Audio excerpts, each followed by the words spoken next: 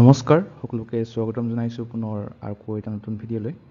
যেহেতু সকলোৱে গমেই পায় আমাৰ অসমৰ হাৰ্টথ্ৰব, আমাৰ মৰমৰ, আমাৰ হিয়াৰ আমঠু জুবিন দা আৰু আমাৰ মাজত নাই।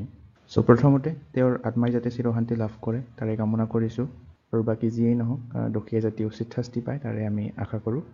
আৰু সকলোৱে জুবিন দাৰ বাবে এটা জয়তু জুবিন দা বুলি কমেণ্ট এটা কৰিব ভিডিঅ'টোৰ তলত। গতিকে বেছি পলম নকৰি আজি ভিডিঅ'টো আমি আৰম্ভ কৰোঁ। আজিৰ ভিডিঅ'টোত আমি ছেপ্টেম্বৰ মাহখনৰ কাৰেণ্ট এফেয়াৰ্ছখিনি ডিছকাছ কৰিম। ভিডিঅ'টোত টোটেল 60টা MCQ আছে আৰু শেষত আপোনালোকৰ বাবে এটা কুৱেশ্যন এৰি থোৱা আছে। গতিকে ভিডিঅ'টো আপোনালোকে শেষলৈ চাব। যিকেইটা কুৱেশ্যন আমি ডিছকাছ কৰিছোঁ গোটেইকেইটা ভেৰি ইম্পৰ্টেণ্ট হয়, আগন্তুক এক্সামসমূহত ইয়াৰে পৰা এটা দুটা কুৱেশ্যন আহি যাব পাৰে। আজি প্ৰথম প্ৰশ্নটো জুবিন দাৰ ওপৰতে ডিছকাছ কৰিম। প্ৰথম প্ৰশ্নটো হৈছে Zubeen Garg on 56th national film award in which ইয়াৰ? জুবিন গাৰ্গে কোন চনত 96 সংখ্যক ৰাষ্ট্ৰীয় চলচ্চিত্ৰ বঁটা লাভ কৰিছিলে? এই চাৰিটা অপশ্যনৰ শুদ্ধ উত্তৰটো হ'ব অপশ্যন বি 2009।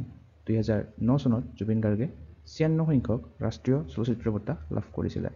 আৰু কিহৰ বাবে তেওঁ এই বঁটাটো লাভ কৰিছিলে? 56th নেশ্যনেল ফিল্ম এৱাৰ্ড এইটো বঁটা লাভ কৰিছিল 2009 চনত। কিহৰ বাবে? Best non feature film music ডাইৰেকশ্যনৰ বাবে তেওঁ এই বঁটাটো লাভ কৰিছিলে। আৰু সেই চিনেমাখন আছিলে ইক'জ অফ চাইলেন্স। এই চিনেমাখনতে তেওঁ এই non feature film music direction best এৱাৰ্ডটো লাভ কৰিছিলে। ইয়াৰ লগতে তেওঁ global Indian film award for best playback singer লাভ কৰিছিলে এই ইয়ালি ছংটোৰ বাবে। আমি সকলোৱে শুনিছোঁ। আৰু এই ইয়ালি ছংটো আছিলে গেংষ্টাৰ ফিল্মখনৰ। আৰু জুবিন গাৰ্গৰ জন্ম হৈছিলে 1972 চনৰ 18 নৱেম্বৰ তাৰিখে মেঘালয়ৰ টুৰাত। আৰু তেওঁৰ মৃত্যু হ'ল 19 ছেপ্টেম্বৰ তাৰিখে 2025 চনৰ ছিংগাপুৰত। জুবিন দাৰ যিখিনি কৰ্মৰাজি আছে সেইখিনি ইয়াতে কৈ শেষ কৰিব নোৱাৰি। তো আপোনালোকে যদি বিচাৰে জুবিন দাৰ ওপৰত আমি ছেপাৰেটকৈ এটা ভিডিঅ' আনিবলৈ চেষ্টা কৰিম।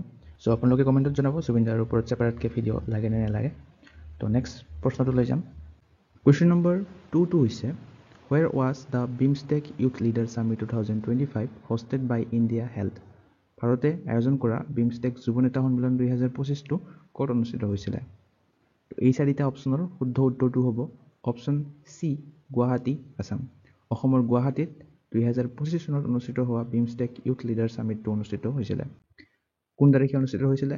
9ৰ পৰা 11 ছেপ্টেম্বৰ তাৰিখলৈকে 2025 চনত অনুষ্ঠিত হৈছিলে গুৱাহাটীত। Question number 3 Who has been appointed as India's new ambassador to South Korea?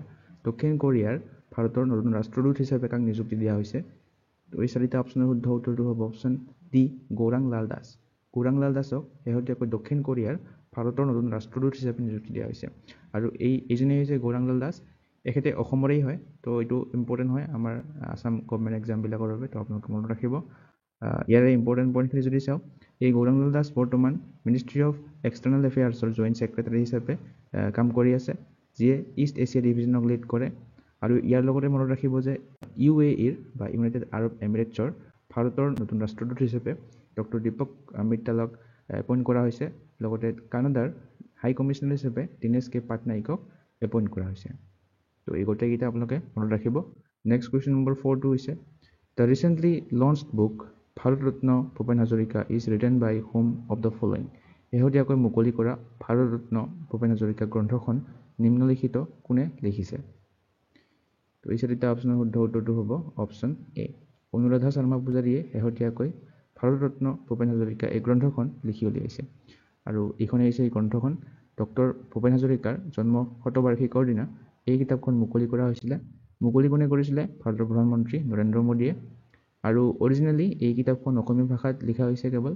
আৰু যিদিন উদ্বোধন কৰা হৈছে সেইদিন প্ৰধানমন্ত্ৰী নৰেন্দ্ৰ মোদীয়ে ভাৰতৰ আটাইবিলাক ৰিকগনাইজড ইণ্ডিয়ান লেংগুৱেজ বা যিবিলাক ভাৰতীয় ভাষা আছে প্ৰত্যেকটো ভাষাতে ট্ৰান্সলেট কৰিবলৈ কৈছে। কুৱেশ্যন নম্বৰ 5 হৈছে Guwahati university secured which position among state public universities in NIRF 2025? NIRF 2025ত ৰাজহুৱা বিশ্ববিদ্যালয়সমূহৰ ভিতৰত গুৱাহাটী বিশ্ববিদ্যালয়ে কিমান স্থান অৰ্জন কৰিছে? তাৰে শুদ্ধ উত্তৰটো হ'ব অপশ্যন বি 9th। অৰ্থাৎ গুৱাহাটী ইউনিভাৰ্চিটিয়ে শেহতীয়াকৈ প্ৰকাশ কৰা NIRF 2025ত ৰাজহুৱা বিশ্ববিদ্যালয়সমূহৰ ভিতৰত 9ম স্থান লাভ কৰিছে। চাব পাৰে Guwahati university has made significant jump in the national institutional ranking framework NIRF 2025 ফুল ফৰ্মটো মনত ৰাখিব। 9ম স্থান লাভ কৰিছে ষ্টেট পাব্লিক ইউনিভাৰ্চিটিসমূহৰ ভিতৰত। ইয়াৰ লগতে ভাৰতত থকা গোটেই ইউনিভাৰ্চিটিবিলাকৰ ভিতৰত 33তম স্থান লাভ কৰিছে আৰু ভাৰতত যিমান ইনষ্টিটিউশ্যন আছে সেই ইনষ্টিটিউশ্যনবিলাকৰ ভিতৰত 52তম স্থান লাভ কৰিছে। নেক্সট কুৱেশ্যন নম্বৰ 6 হৈছে recently in which state was India's first vulture knowledge portal launched. শেহতীয়াকৈ কোনখন ৰাজ্যত ভাৰতৰ প্ৰথমটো সগুণ জ্ঞান পৰ্টেল মুকলি কৰা হৈছে? তো ইয়াৰে শুদ্ধ উত্তৰটো হ'ব অপশ্যন চি আছাম। অসমত শেহতীয়াকৈ ভাৰতৰ প্ৰথমটো সগুণ জ্ঞান পৰ্টেল মুকলি কৰা হৈছে। কুৱেশ্যন নম্বৰ 7 হৈছে in which state Assam's first bamboo based biorefinery been established. কোনখন ৰাজ্যত ভাৰতৰ প্ৰথমটো বাঁহ ভিত্তিক জৈৱ শোধনাগাৰ স্থাপন কৰা হৈছে? তো ইয়াৰে শুদ্ধ উত্তৰটো হ'ব অপশ্যন ডি আছাম।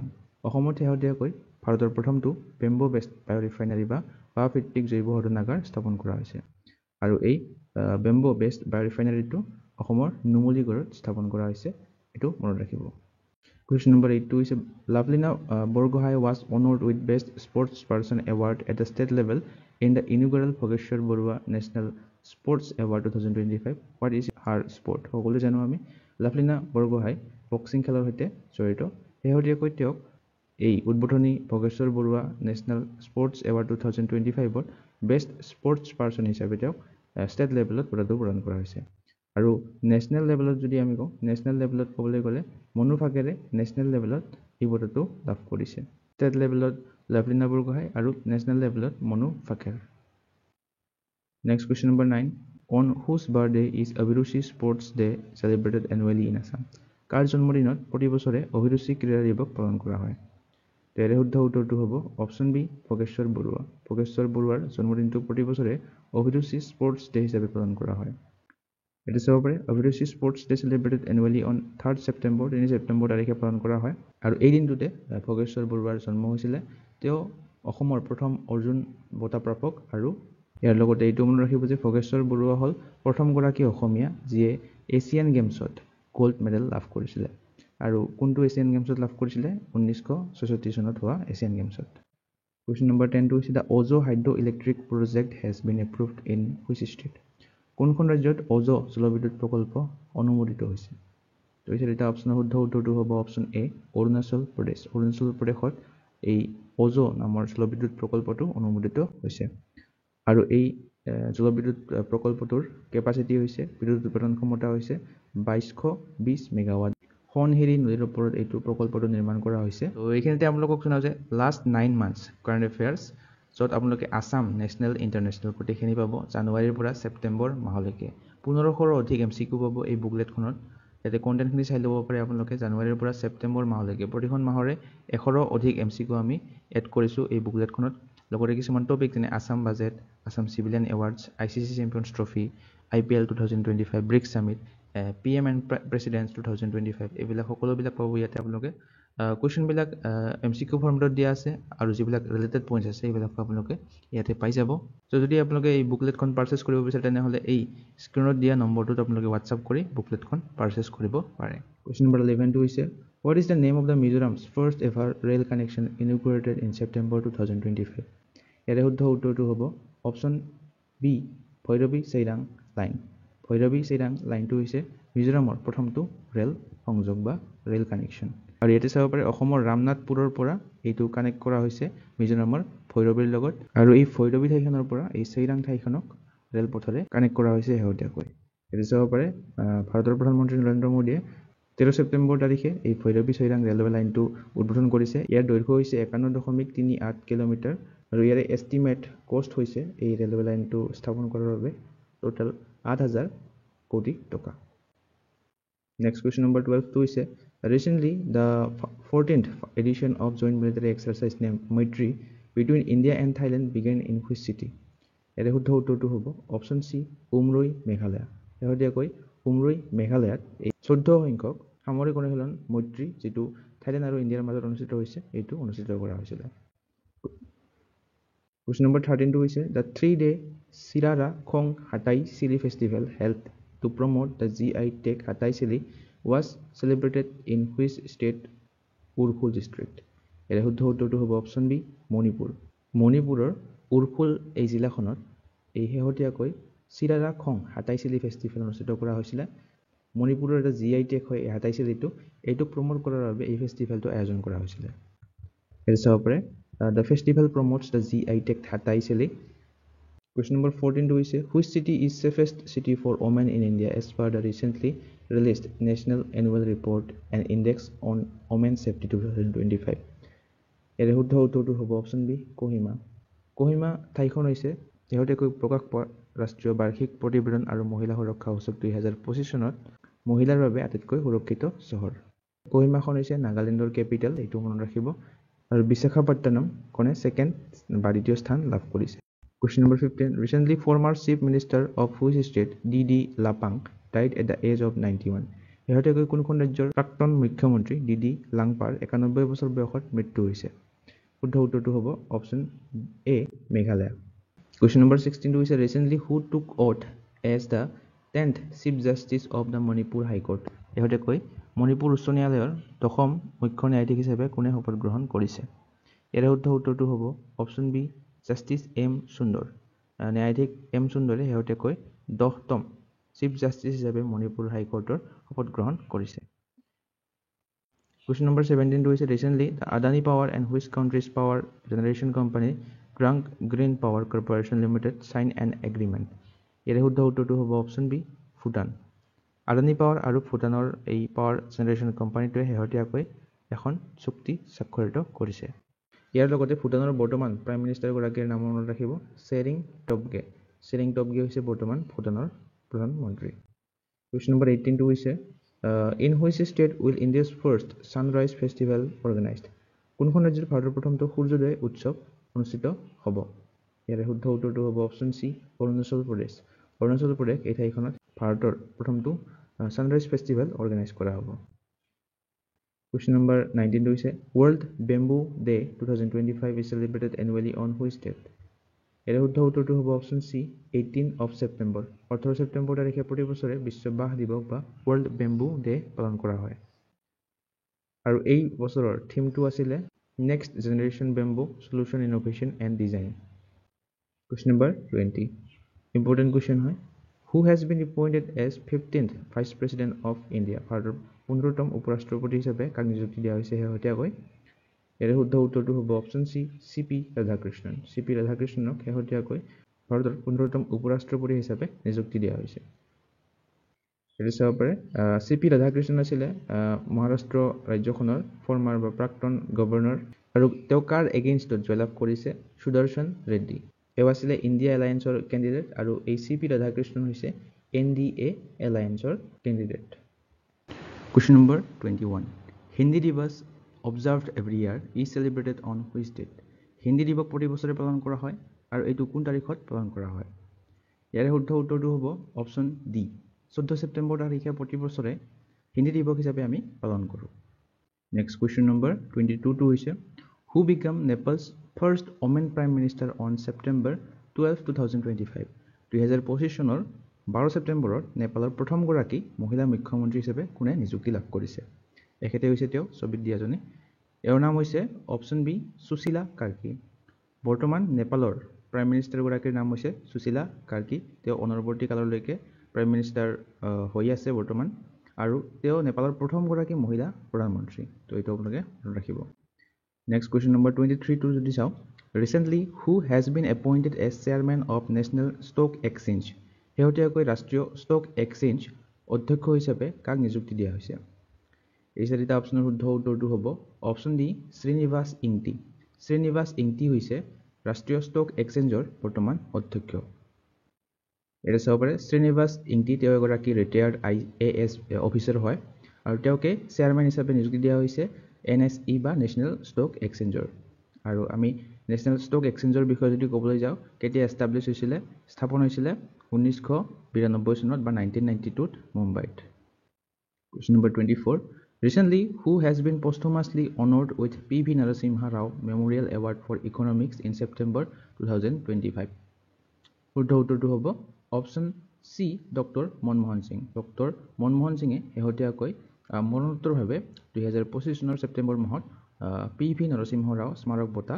লাভ কৰিছে অৰ্থনীতিৰ বাবে এটা চাব পাৰে ডক্টৰ মনমোহন সিং ভাৰতৰ প্ৰাক্তন প্ৰাইম মিনিষ্টাৰ আছিল তেওঁকে মৰণোত্তৰভাৱে পষ্টুমাছলি PV নৰসিংহ ৰাও মেমৰিয়েল এৱাৰ্ডটো প্ৰদান কৰা হৈছে শেহতীয়াকৈ তেওঁৰ ৱাইফ বা তেওঁৰ ঘৈণীয়েকে এই বঁটাটো সংগ্ৰহ কৰিছে Question number 25 to is International Literacy Day 2025 is celebrated on which date?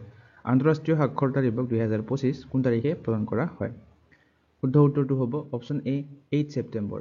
8 September তাৰিখে 2025 চনৰ শেহতীয়াকৈ আন্তঃৰাষ্ট্ৰীয় সাক্ষৰতা ডে বা ইণ্টাৰনেশ্যনেল লিটাৰেচি ডেটো পালন কৰা হৈছে। আৰু এই বছৰৰ 2025 চনৰ থিমটো আছিলে প্ৰমোটিং লিটাৰেচি ইন দ্য ডিজিটেল এৰা। এইটো আপোনালোকে মনত ৰাখিব।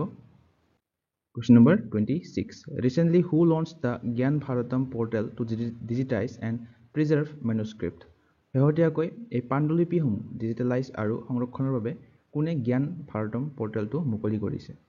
ইয়াৰ শুদ্ধ উত্তৰটো হ'ব অপশ্যন ডি নৰেন্দ্ৰ মোদী। ভাৰতৰ প্ৰধানমন্ত্ৰী নৰেন্দ্ৰ মোদীয়ে শেহতীয়াকৈ এই পাণ্ডুলিপিসমূহ বা মেনুস্ক্ৰিপ্টছবিলাক ডিজিটেলাইজ আৰু সংৰক্ষণৰ বাবে এই জ্ঞান ভাৰতম পৰ্টেলটো মুকলি কৰিছে। আৰু কুৱেশ্যনটো ডিৰেক্টলি এনেকৈ নাহিব পাৰে, এনেকৈ আহিব পাৰে যে শেহতীয়াকৈ পাণ্ডুলিপিসমূহ ডিজিটেলাইজ আৰু সংৰক্ষণৰ বাবে শেহতীয়াকৈ ভাৰতৰ প্ৰধানমন্ত্ৰীয়ে কোনটো পৰ্টেল মুকলি কৰিছে বা পৰ্টেলটোৰ নাম আমাক সুধিব পাৰে। তো উত্তৰটো হ'ব জ্ঞান ভাৰতম পৰ্টেল।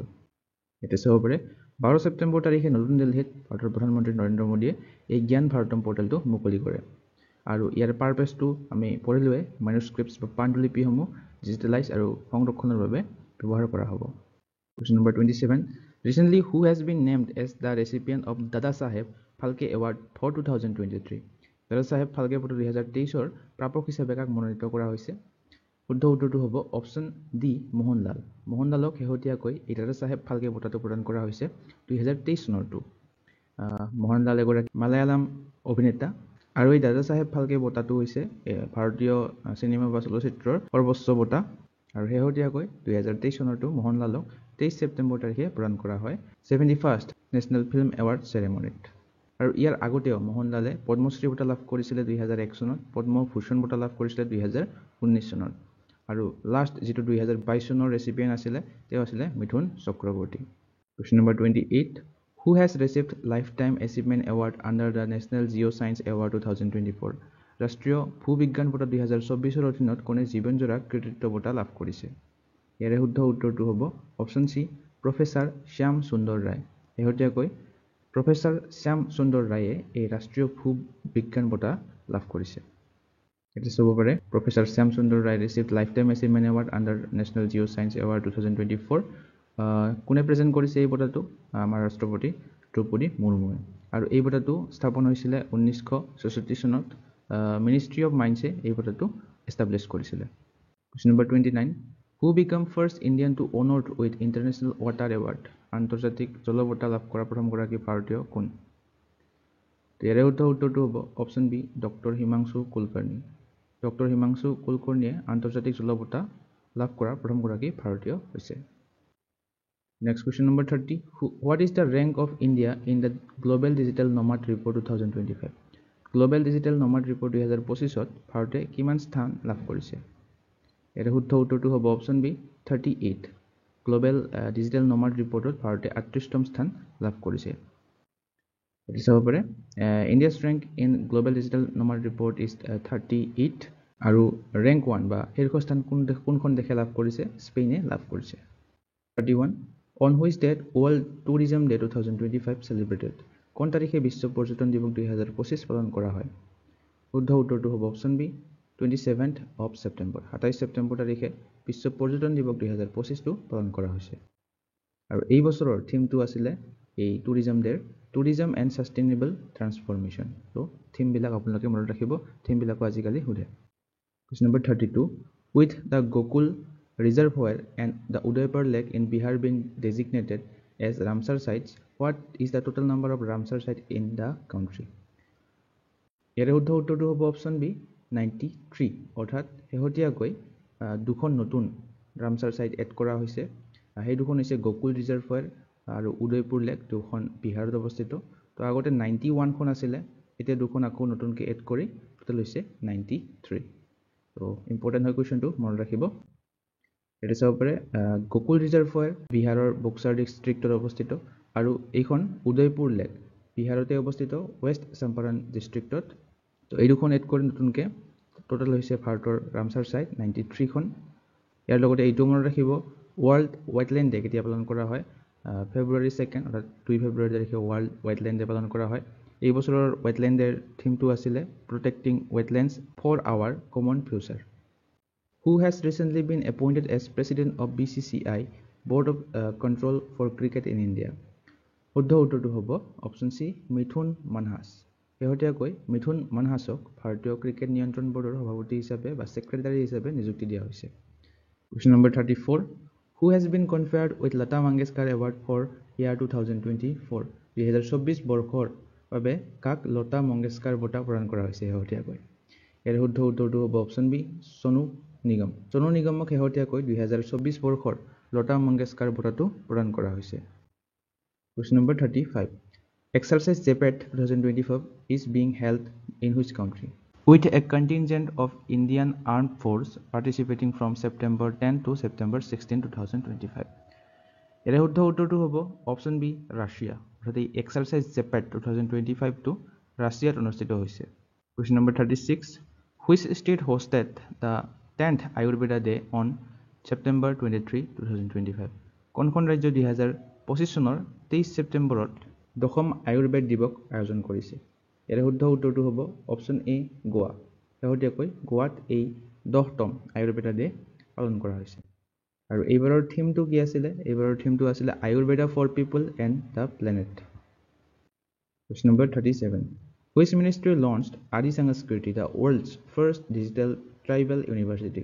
কোনটো মন্ত্ৰালয়ে বিশ্বৰ প্ৰথমখন ডিজিটেল জনজাতীয় বিশ্ববিদ্যালয় আদি সংস্কৃতি শুভাৰম্ভ কৰিছে? ইয়াৰ শুদ্ধ উত্তৰটো হ'ব option B ministry of tribal affairs. Ministry of tribal এফেয়াৰ্ছে শেহতীয়াকৈ পৃথিৱীৰ ভিতৰতে প্ৰথমখন ডিজিটেল জনজাতীয় বিশ্ববিদ্যালয় যিখনৰ নাম হৈছে আদি সংস্কৃতি এইখনৰ শুভাৰম্ভ কৰিছিল। Question number 38. Which city topped the list of million-plus city populations in Swachh Vayu Survekshan 2025? ইয়াৰ শুদ্ধ উত্তৰটো হ'ব অপশ্যন বি ইন্দোৰ, মধ্যপ্ৰদেশ। মধ্যপ্ৰদেশৰ এই ইন্দোৰ চিটিখনে স্বচ্ছ বায়ু সৰ্বেক্ষণ 2025ত মিলিয়ন-প্লাছ চিটি শীৰ্ষ চহৰ হিচাপে স্থান লাভ কৰিছে।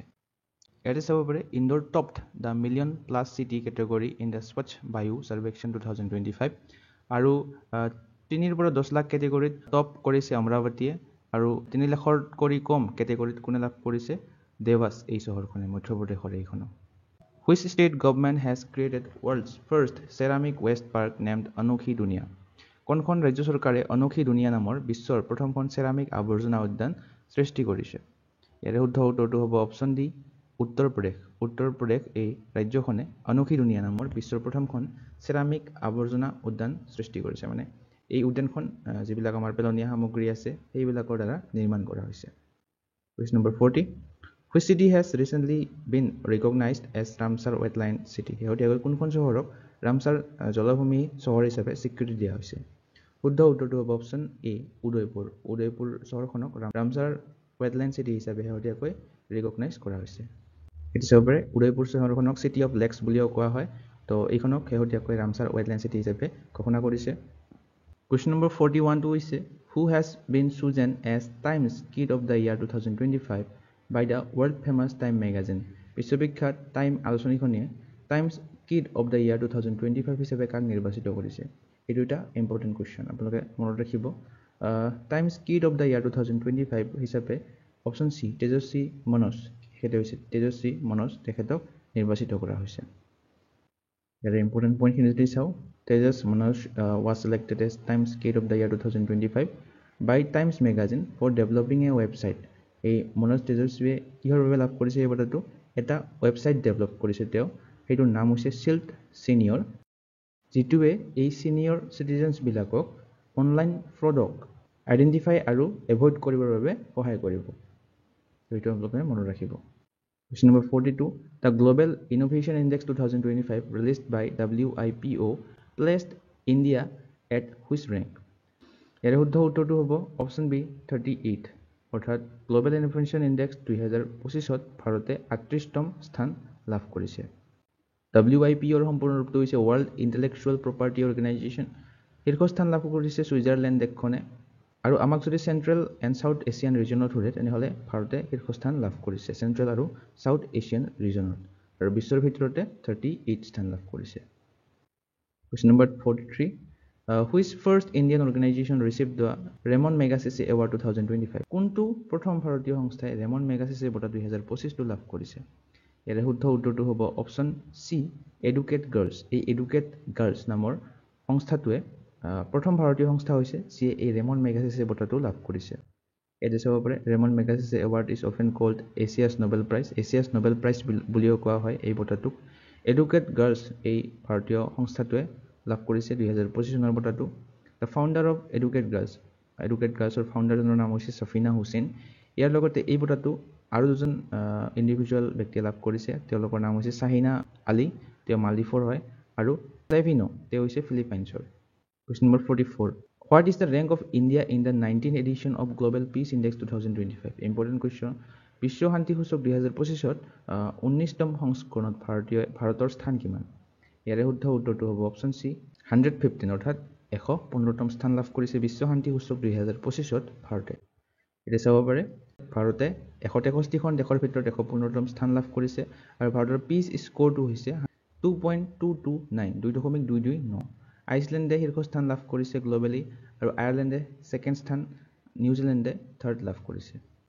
Question number 45, according to the 2025 global peace index which is Asia's safest country? 2025 চনৰ বিশ্ব শান্তি সূচক অনুসৰি এছিয়াৰ আটাইতকৈ সুৰক্ষিত দেশ কোনখন? চাৰিটা অপশ্যনৰ শুদ্ধ উত্তৰটো হ'ব অপশ্যন চি ছিংগাপুৰ। ছিংগাপুৰ দেশখন হৈছে গ্ল'বেল পিচ ইণ্ডেক্স 2025 অনুসৰি এছিয়াৰ আটাইতকৈ সুৰক্ষিত চহৰ। Question number 46, which institution top the national institutional ranking framework 2025 in the overall category?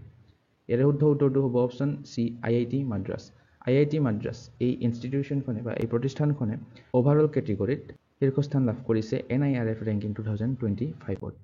ইয়াতে চাব পাৰে অভাৰঅল কেটেগৰীত IIT মাদ্ৰাছখনে শীৰ্ষস্থান লাভ কৰিছে। আৰু বেষ্ট ইউনিভাৰ্চিটি ইন ইণ্ডিয়া, ভাৰতৰ ভিতৰত বেষ্ট ইউনিভাৰ্চিটিৰ ভিতৰত শীৰ্ষস্থান লাভ কৰিছে IISc বা ইণ্ডিয়ান ইনষ্টিটিউট অফ ছায়েন্স বেংগালুৰুৱে। বেষ্ট বি স্কুল মেনেজমেণ্ট কেটেগৰীত শীৰ্ষস্থান লাভ কৰিছে IIM আহমেদাবাদে। আৰু IIT ৰুৰকিয়ে আৰ্কিটেক্সাৰ এণ্ড প্লেনিং কেটেগৰীত শীৰ্ষস্থান লাভ কৰিছে। Question number 47, which of the following cities has been ranked first in the Smart City Index 2025 released by International Institute of Management Development? ইয়াৰে শুদ্ধ উত্তৰটো হ'ব অপশ্যন বি জুৰিক। এই জুৰিক চহৰখনে ইণ্টাৰনেশ্যনেল ইনষ্টিটিউট অফ মেনেজমেণ্ট ডেভেলপমেণ্টৰ দ্বাৰা প্ৰকাশিত smart city index 2025ত প্ৰথম স্থান লাভ কৰিছে। Question number 48, what is the name of the AI based translation model launched by Government of India for tribal languages? ইয়াৰে শুদ্ধ উত্তৰটো হ'ব অপশ্যন বি আদিবাণী। আদিবাণীটো হৈছে এটা AI বেছড ট্ৰান্সলেশ্যন মডেল যিটো এই ট্ৰাইবেল লেংগুৱেজবিলাকৰ বাবে মুকলি কৰিছে ভাৰত চৰকাৰে। Question number 49, recently who assumed the post of controller general of accounts CGA? এই চাৰিটা অপশ্যনৰ শুদ্ধ উত্তৰটো হ'ব অপশ্যন বি টি কল্যাণী। শেহতীয়াকৈ টি কল্যাণী, এখেতে হৈছে টি কল্যাণী, তেখেতক কণ্ট্ৰলাৰ জেনেৰেল অফ একাউণ্ট হিচাপে নিযুক্তি দিয়া হৈছে।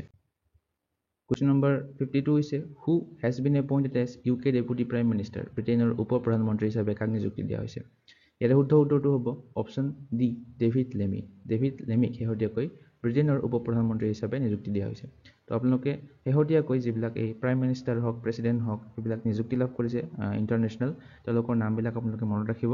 যিহেতু গুৱাহাটী হাইকোৰ্টৰ JEE এক্সাম আহি আছে, নাইবা গুৱাহাটী হাইকোৰ্টৰ আপোনালোকে যদি প্ৰিভিয়াছ ইয়াৰ কুৱেশ্যনবিলাক চায়, তাতে এনেকুৱা ধৰণৰ কাৰেণ্ট এফেয়াৰ্ছৰ কুৱেশ্যন বহুত আহিছে, তো আপোনালোকে চাই ল'ব। আৰু বৰ্তমান UKৰ প্ৰধানমন্ত্ৰী বা প্ৰাইম মিনিষ্টাৰগৰাকীৰ নাম হৈছে Keir Starmer. Question number 51, who is the author of the book mother Mary comes to me? Mother Mary comes to me এই গ্ৰন্থখনৰ লিখক কোন? ইয়াৰে শুদ্ধ উত্তৰটো হ'ব অপশ্যন চি অৰুন্ধতী ৰয়। অৰুন্ধতী ৰয় হৈছে mothers Mary comes to me এই শেহতীয়াকৈ গ্ৰন্থখন লিখি উলিয়াইছে অৰুন্ধতী ৰয়ে।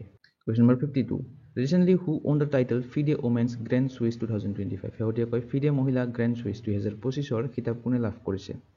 ইয়াৰে শুদ্ধ উত্তৰটো হ'ব অপশ্যন এ বৈশালী ৰমেশ বাবু। বৈশালী ৰমেশ বাবুৱে শেহতীয়াকৈ ফিডে ওমেন্স গ্ৰেণ্ড চুইচ 2025টো লাভ কৰিছে। এতিয়া চাব পাৰে Vaishali Ramesh Babu won FIDE women's grand Swiss 2025 title. আৰু মেন্সৰ টাইটেলটো কোনে লাভ কৰিছে? ফিডে গ্ৰেণ্ড চুইচ টাইটেলটো অনিশ গিৰি। অনিশ গিৰি হয় এগৰাকী নেদাৰলেণ্ডৰ খেলুৱৈ, দবা খেলুৱৈ। তেখেতে এই মেন কেটেগৰীত এই গ্ৰেণ্ড চুইচ টাইটেলটো লাভ কৰিছে। Question number 53, who won the women's Ballon d'Or 2025 at the 69th Ballon d'Or ceremony 2025?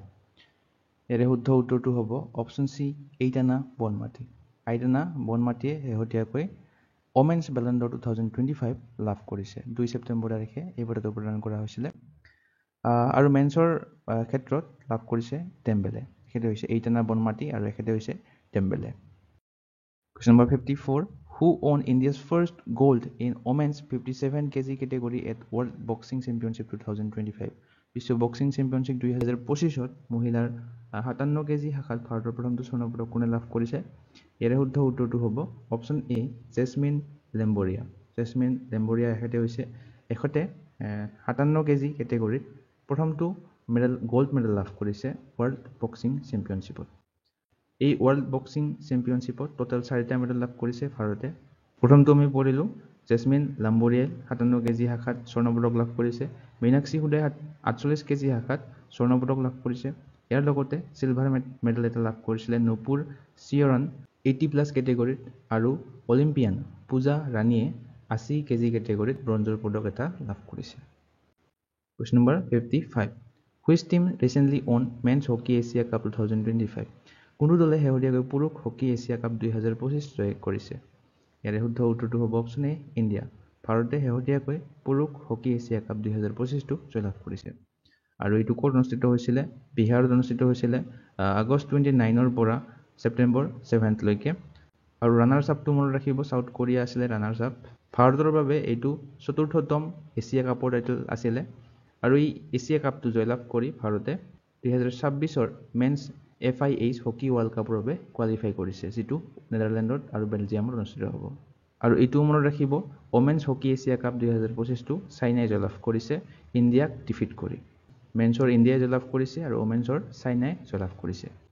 Question number 56 হৈছে who recently won men's single title in US Open 2025? শেহতীয়াকৈ US Open 2025ত পুৰুষৰ একক খিতাপ কোনে লাভ কৰিছে? ইয়াৰে শুদ্ধ উত্তৰটো হ'ব অপশ্যন ডি কাৰ্লছ আলকাৰেজ। শেহতীয়াকৈ কাৰ্লছ আলকাৰেজে 2025 চনৰ men's single title US Open জয়লাভ কৰিছে। আৰু এই US Open 2025ৰ ওমেন্সৰ ছিংগল টাইটেলটো কোনে লাভ কৰিছে? আৰাইনা সাবালেংকাই। কাৰ্লছ আলকাৰেজে মেন্সৰ ক্ষেত্ৰত লাভ কৰিছে, আৰাইনা সাবালেংকাই ওমেন্সৰ ছিংগল টাইটেলটো লাভ কৰিছে। Question number 57 হৈছে which team won 17th edition of Men's Cricket Asia Cup? ইয়াৰে শুদ্ধ উত্তৰটো হ'ব অপশ্যন এ ইণ্ডিয়া। ভাৰতে শেহতীয়াকৈ পুৰুষৰ এছিয়া কাপ জয়লাভ কৰিছে 17 সংখ্যক সংস্কৰণটো। এইটো চাব পাৰে ৰানাৰ্ছ আপ আছিলে পাকিস্তান আছিলে ৰানাৰ্ছ আপ। ভাৰতৰ এইটো 9th টাইটেল আছিলে, অৰ্থাৎ 9ম টাইটেল আছিলে এছিয়া কাপৰ। ক'ত অনুষ্ঠিত হৈছিলে? UAE অনুষ্ঠিত হৈছিলে ছেপ্টেম্বৰৰ 9 তাৰিখৰ পৰা 28 ছেপ্টেম্বৰ তাৰিখলৈকে। Question number 58. Who has been appointed as Chief Justice of the Bombay High Court on September 4, 2025?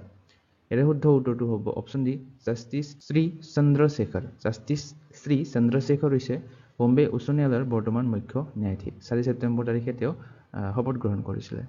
Question number 59 হৈছে which country has appointed world's first AI generated minister named Daila to fight corruption? শুদ্ধ উত্তৰটো হ'ব option B Albania. Albania এই দেশখনে বিশ্বৰ প্ৰথমটো AI generated মন্ত্ৰী যিটোৰ নাম হৈছে দাইলা, এইটো হৈছে সেই AI মন্ত্ৰীটো দুৰ্নীতিৰ বিৰুদ্ধে যুঁজিবলৈ এই AIটো নিযুক্তি দিছে। Question number 62 হৈছে which country clinched the bronze medal by defeating Oman in Kafa Nations Cup 2025 football tournament? শুদ্ধ উত্তৰটো হ'ব অপশ্যন ডি ইণ্ডিয়া। ভাৰতে শেহতীয়াকৈ কাফা নেশ্যনছ কাপ ফুটবল টুৰ্ণামেণ্টত ব্ৰঞ্জ মেডেল লাভ কৰিছে ওমানক ডিফিট কৰি। ইয়াৰ লগতে ইয়াৰে ইম্পৰ্টেণ্ট পইণ্টখিনি যদি চাওঁ, গোল্ড মেডেল কোনে লাভ কৰিছে এইটো মনত ৰাখিব। উজবেকিস্তানে গোল্ড মেডেল লাভ কৰিছে আৰু ইৰাণে চিলভাৰ মেডেল লাভ কৰিছে। আজিৰ ভিডিঅ'টোৰ প্ৰশ্নটো হৈছে the Vrindavani Vastra a historic textile from Assam likely to be exhibited in 2027 is primarily made of what material? So' শেহতীয়াকৈ এই বৃন্দাবনী বস্ত্ৰটো নিউজৰ শিৰোনামত আছিলে। চ' আপোনালোকে ক'ব লাগে যে এই বৃন্দাবনী বস্ত্ৰটো কোনটো সামগ্ৰীৰ দ্বাৰা তৈয়াৰী? কটন, উল, চিল্ক নে জুট? এই 4টা অপশ্যনৰ কোনটো হয় আপোনালোকে কমেণ্ট কৰি জনাব।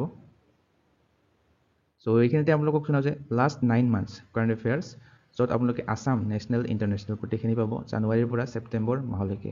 1500ৰ অধিক MCQ পাব এই বুকলেটখনত।